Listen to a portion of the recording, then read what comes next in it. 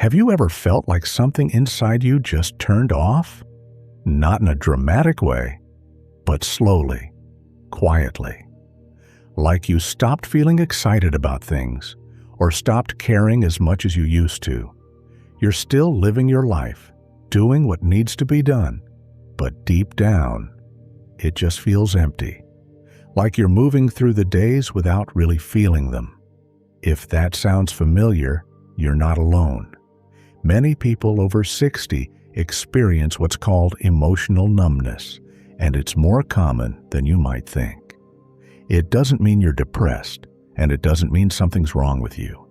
It simply means you've been through a lot, and somewhere along the way, feeling just got quieter.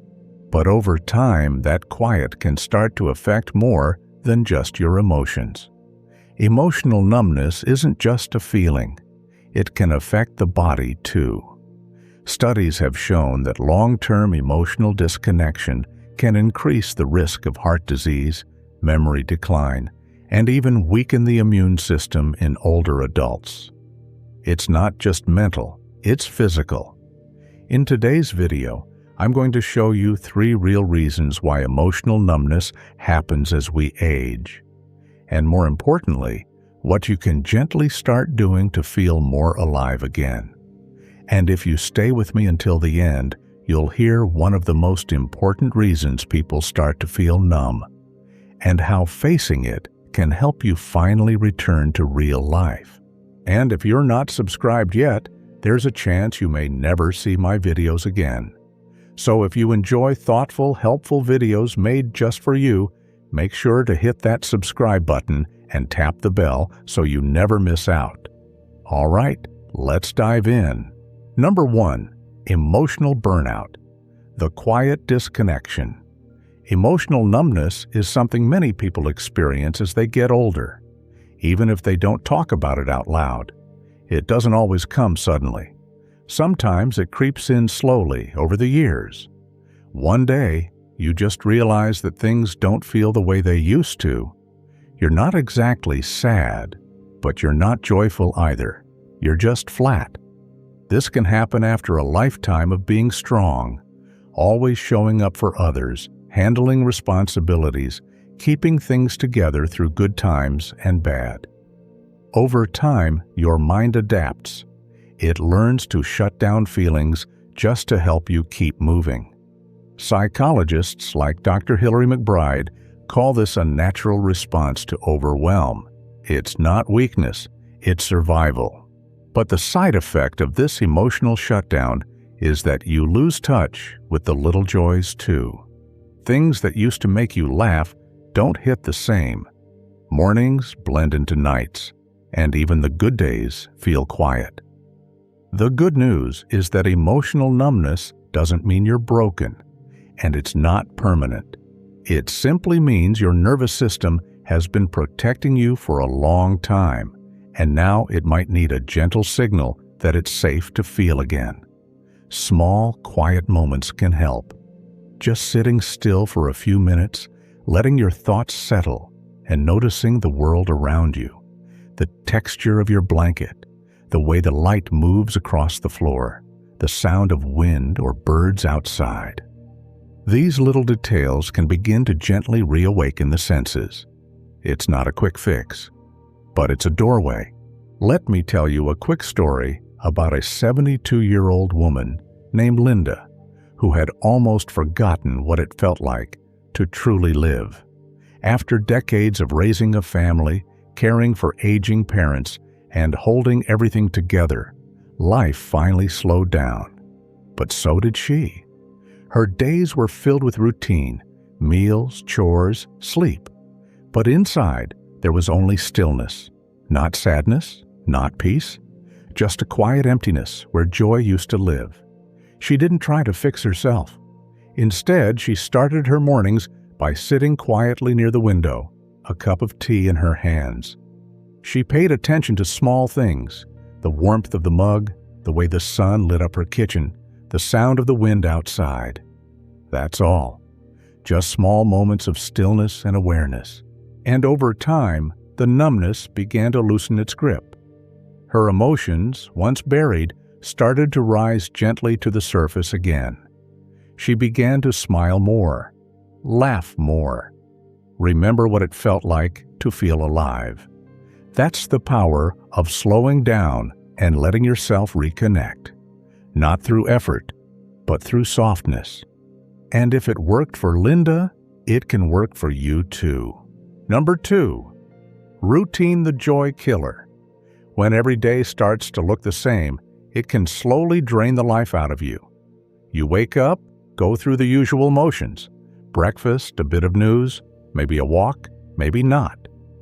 The hours pass quietly, and the evening comes before you've even noticed. There's no crisis, no real sadness, but also no spark. Life becomes a loop, predictable, comfortable maybe, but slowly it stops feeling like living. It's a common pattern in later life, and it has a deeper effect than most people realize. A study from Stanford University found that the brain's dopamine response, the chemical responsible for motivation and joy, weakens with routine. But even small changes in environment or activity can bring that spark back, lighting up areas of the brain that had gone quiet. The good news is, you don't need big adventures or dramatic changes to shift things. It begins with something much smaller. Micro-novelty.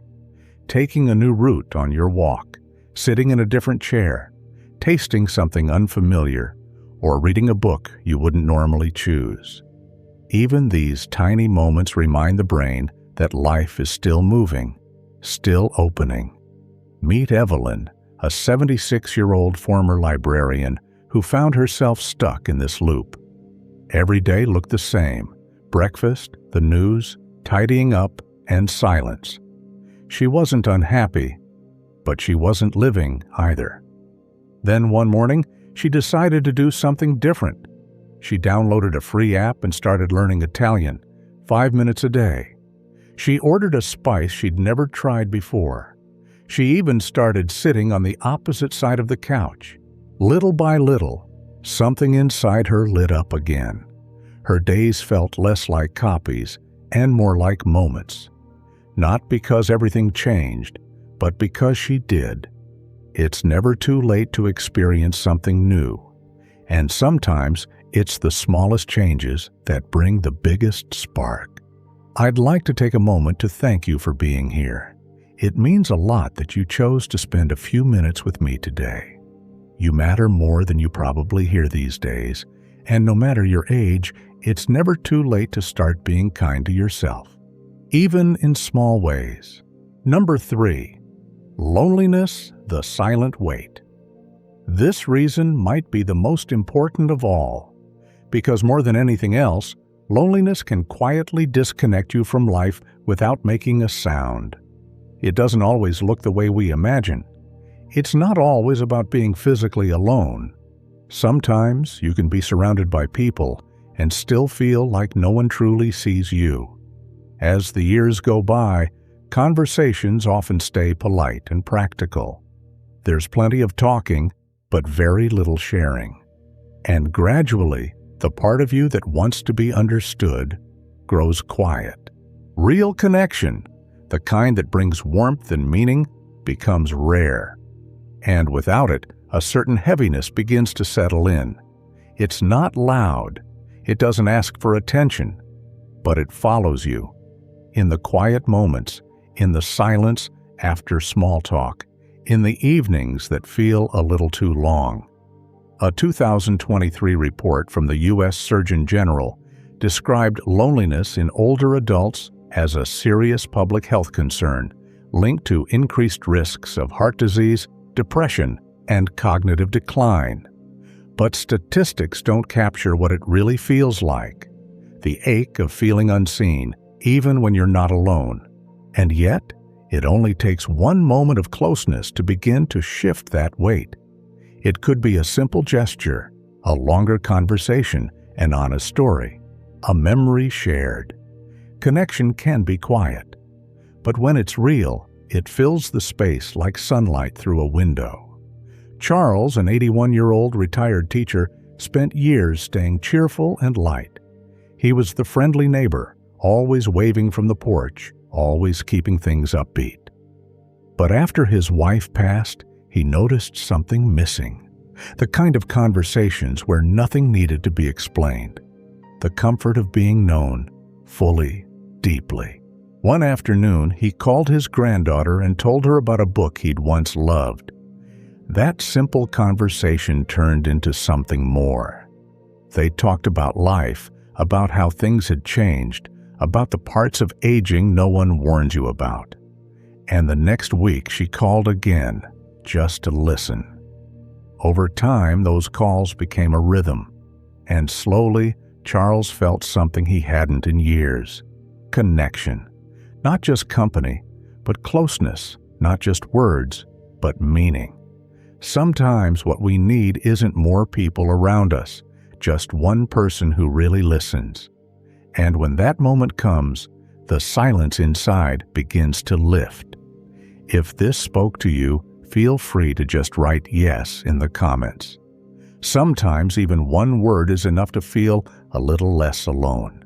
If you've made it this far, that already says something important, that a part of you still wants to feel more, live deeper, and reconnect with a version of life that feels real. Emotional numbness doesn't mean you're broken.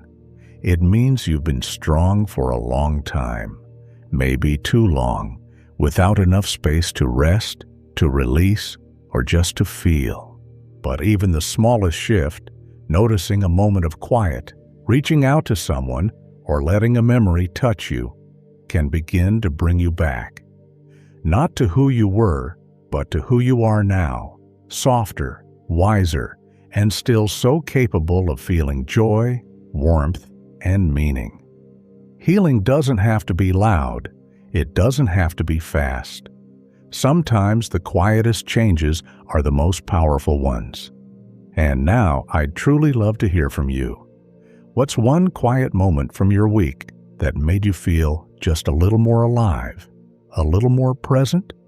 Until next time, take care of yourself and keep choosing little moments that make you feel alive.